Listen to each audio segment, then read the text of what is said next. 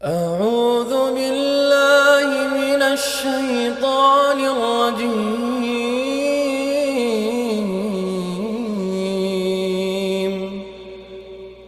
بسم الله الرحمن الرحيم.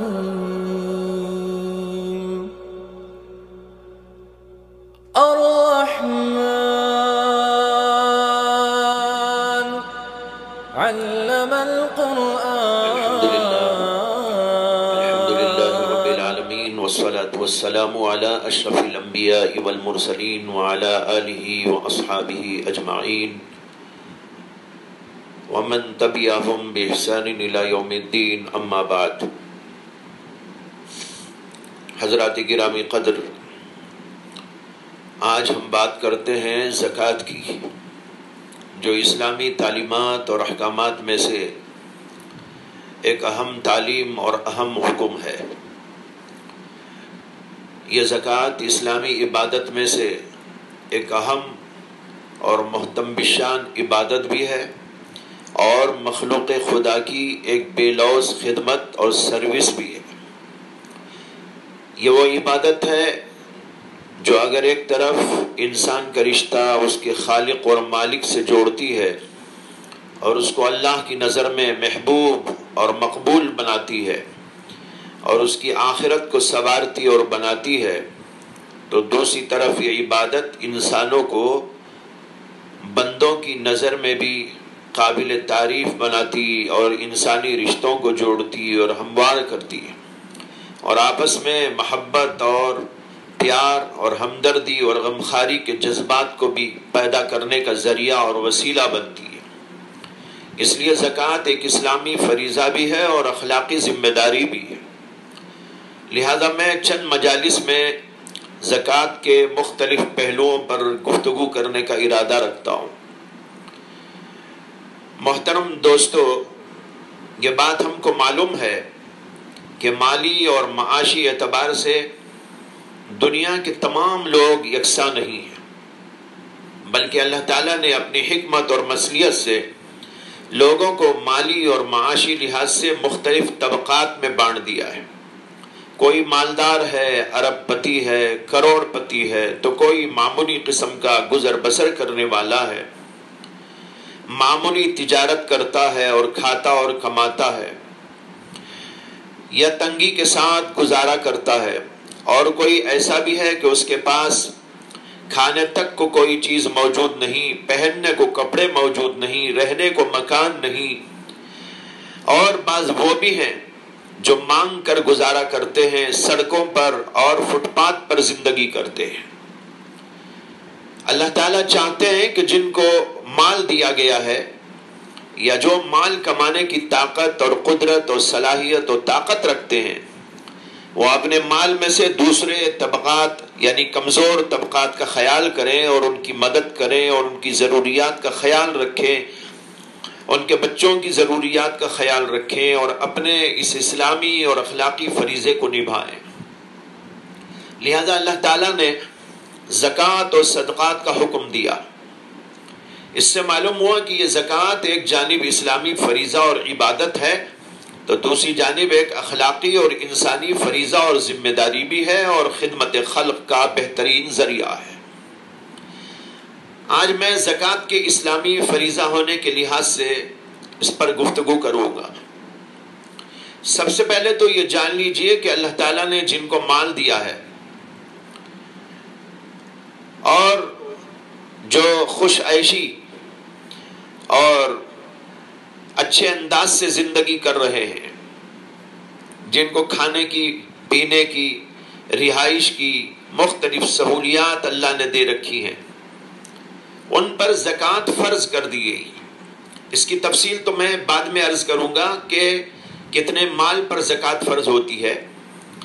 یہاں مطلقاً اس بات کو عرض کرنا چاہتا ہوں کہ جن کو بھی اللہ نے اتنا مال دیا کہ وہ خوش عیشی کے ساتھ گزر بسر کر رہے ہیں، ان پر اللہ تبارک و تعالیٰ نے زکوٰۃ کو فرض کر دیا ہے۔ اور فرض ہونے کا مطلب یہ ہے کہ اگر کوئی بندہ اس کا انکار کرے گا تو اسلام سے خارج ہو جائے گا، اور اگر انکار تو نہیں کرتا مگر اس کو ادا بھی نہیں کرتا تو ایسا بندہ اللہ کی نظر میں سخت گنہگار اور لائق پھٹکار بن جاتا ہے۔ اسلام میں زکوٰۃ کی اہمیت کا اندازہ اس بات سے بخوبی ہو جاتا ہے کہ قرآن مجید میں بے شمار مواقع پر نماز کے ساتھ اس کا بھی ذکر کیا گیا ہے۔ جب ہم جانتے ہیں کہ نماز کس قدر اہمیت کی چیز ہے تو اسی سے زکوٰۃ کی اہمیت بھی سمجھ میں آ جاتی ہے۔ قرآن کریم کے اندر اس کی فرضیت کا بار بار اعلان کیا گیا ہے۔ چنانچہ کئی جگہ یہ آیت آپ کو ملے گی، اقیموا الصلاۃ وآتوا الزکاۃ، نماز قائم کرو، زکوٰۃ ادا کرو۔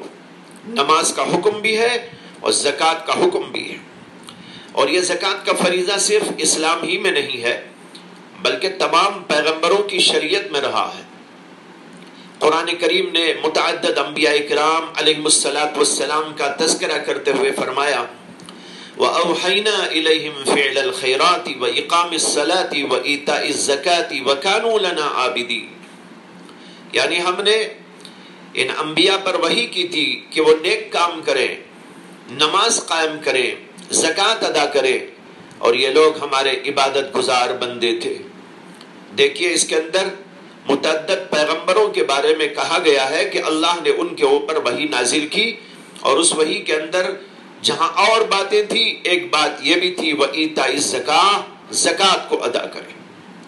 اسی طرح بنی اسرائیل سے لیے گئے میثاق اور عہد کا ذکر کرتے ہوئے اللہ تبارک و تعالی نے بتایا ہے کہ ان سے ایک عہد یہ بھی لیا گیا تھا وَأَقِيمُوا الصَّلَاةَ وَآتُوا الزَّكَاةَ، کہ وہ نماز کو قائم کریں گے اور زکوٰۃ دیا کریں گے۔ معلوم ہوا کہ یہ زکوٰۃ کا حکم پہلے پیغمبروں پر اور ان کی شریعتوں میں بھی رہا ہے۔ قرآن کریم کے بعد احادیث کو دیکھتے ہیں تو اس میں بھی زکوٰۃ کا حکم بہت بڑے پیمانے پر بڑی تاکیدات کے ساتھ ملتا ہے۔ چنانچہ حدیث کے اندر آتا ہے کہ حضرت عبداللہ بن عمر رضی اللہ تعالی عنہ نے روایت کیا کہ رسول اکرم صلی اللہ علیہ وسلم نے فرمایا، بنی الاسلام علی خمس، شہادت اللہ الہ الا اللہ وان محمد رسول اللہ واقام الصلاۃ وایتاء الزکاۃ والحج وصوم رمضان، یعنی آپ نے فرمایا کہ دین اسلام کی بنیاد 5 چیزوں پر ہے۔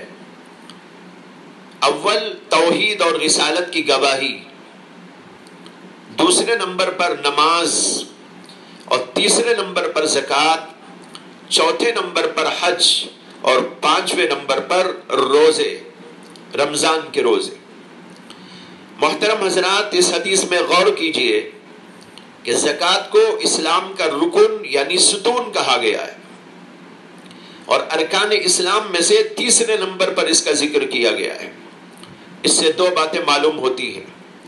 ایک تو یہ کہ زکوٰۃ دین اسلام کے ارکان اور ستونوں میں سے ایک اہم ترین ستون ہے۔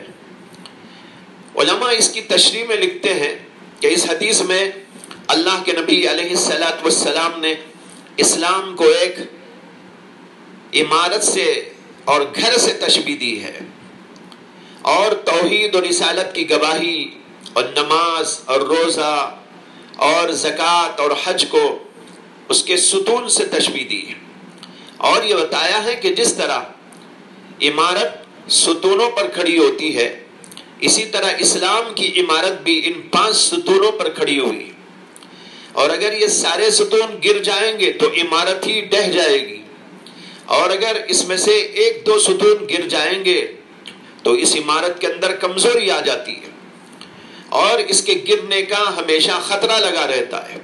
اسی طرح اگر ان 5 ارکان میں سے 1-2 گر جائیں تو آدمی کے اسلام میں کمزوری آ جاتی ہے۔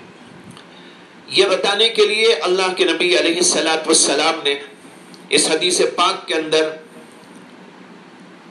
ارکان کا ذکر کیا، ستونوں کا ذکر کیا، اور ان میں سے ایک ستون زکوٰۃ کو بھی بتایا۔ دوسرے یہ کہ زکوٰۃ کو تیسرے نمبر پر نماز کے بعد ذکر کر کے اس کی اہمیت کی طرف اشارہ کیا گیا ہے کہ یہ نماز کے بعد سب سے زیادہ اہم ترین اسلامی فریضہ ہے۔ غرض اس حدیث سے زکوٰۃ کی اہمیت کا اندازہ بخوبی لگایا جا سکتا ہے۔ اس سلسلے میں دوسری حدیث ہے حضرت عبداللہ بن عباس رضی اللہ تعالی عنہ سے. انہوں نے کہا کہ اللہ کے رسول علیہ السلام نے حضرت معاذ بن جبل رضی اللہ عنہ کو یمن کا قاضی اور وہاں کا حاکم بنا کر بھیجا اور ان سے فرمایا کہ یمن والوں کو پہلے اس بات کی دعوت دو کہ وہ اللہ کی وحدانیت اور میری رسالت کی گواہی دے. اگر وہ اس بات کو تسلیم کر لیتے ہیں تو ان کو بتانا کہ اللہ تعالیٰ نے ان پر 5 وقت نمازیں فرض کی ہیں دن اور رات میں. اور اگر وہ اس کو مان لے تو پھر ان کو یہ بتاؤ کہ اللہ تبارک و تعالیٰ نے ان پر ان کے مالوں میں زکوٰۃ فرض کی ہے جو ان کے مالداروں سے وصول کر کے ان کے غریبوں میں تقسیم کی جائے گی. اس حدیث سے معلوم ہوا کہ زکوٰۃ بڑا اہم ترین فریضہ ہے اور مسلمان جہاں نماز اور دیگر اہم ترین عبادات کی طرف توجہ دیتا ہے اور اس کو دینا ہے، وہیں پر زکوٰۃ کی طرف بھی بہت خاص توجہ دینے کی ضرورت ہے. جب زکوٰۃ کا حکم اس قدر تاکیدی ہے تو زکوٰۃ کی ادائیگی میں کوتاہی کرنا ایک بڑا گناہ قرار دیا گیا اور زکوٰۃ میں کوتاہی کرنے والوں کے خلاف سخت وعیدیں نازل فرمائی گئی.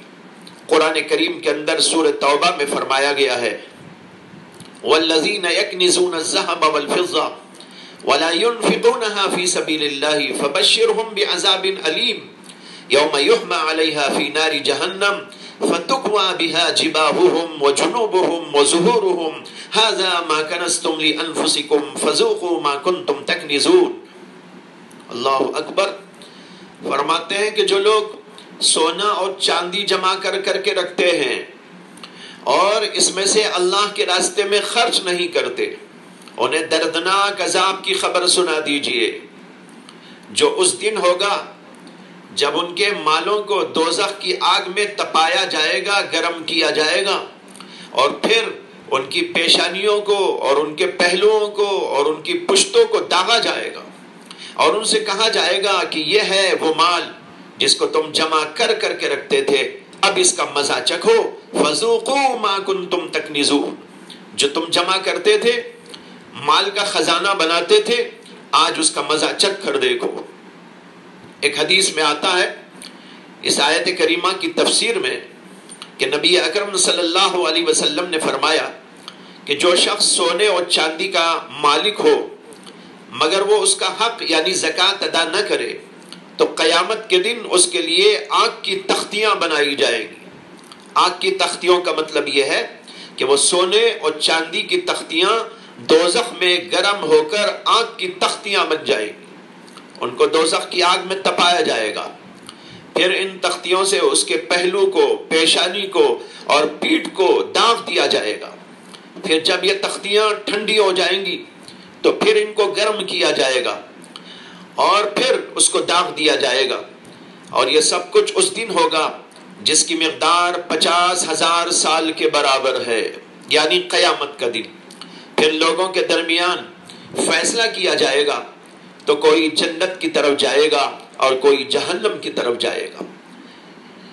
اس حدیث کی تشریح کے اندر مشہور شارح حدیث علامہ قطب الدین دہلوی لکھتے ہیں کہ اس حدیث میں اشارہ ہے کہ قیامت کے دن میدان حشر میں دوسری مخلوق خدا تو حساب اور کتاب میں مشغول ہوگی اور وہ لوگ جنہوں نے زکوٰۃ ادا نہیں کی تھی وہ عذاب میں مبتلا ہوں گے. ایک اور جگہ سورہ ہمزہ میں اللہ تبارک و تعالیٰ نے زکوٰۃ نہ دینے والوں کا ذکر کرتے ہوئے فرمایا ہے اور یہ سورت بچوں کو یاد ہے. اللہ تعالیٰ کہتے ہیں وَيْلٌ لِكُلِّ هُمَزَةٍ لُمَزَةٍ الَّذِي جَمَعَ مَالًا وَعَدَّدَهُ يَحْسَبُ أَنَّ مَالَهُ أَخْلَدَهُ كَلَّا لَيُنبَذَنَّ فِي الْحُطَمَةِ وَمَا أَدْرَاكَ مَا الْحُطَمَةُ نَارُ اللَّهِ الْمُوقَدَةُ الَّتِي تَطَّلِعُ عَلَى الْأَفْئِدَةِ. غور سے سنیں کہ اللہ تعالیٰ کیا فرما رہے ہیں. اللہ تعالیٰ فرماتے ہیں کہ اس شخص کے لیے خرابی ہے، اس شخص کے لیے عذاب ہے جو لوگوں کا عیب ڈھونڈتا رہتا ہے، لوگوں پر تانا زنی کرتا رہتا ہے، جو مال کو جمع کرتا ہے اور گن گن کر رکھتا ہے اور یہ سمجھتا ہے کہ یہ مال اس کو ہمیشہ کی زندگی دے دے گا، اللہ کہتے ہیں ہرگز نہیں، کلا، ہرگز نہیں، بلکہ اس کو حطمہ میں پھینک دیا جائے گا۔ جانتے ہو کہ حطمہ کیا ہے؟ یہ وہ آگ ہے اللہ کی جو سلگائی گئی ہے، دہکائی گئی ہے، جو انسان کے دل تک پہنچ جائے گی۔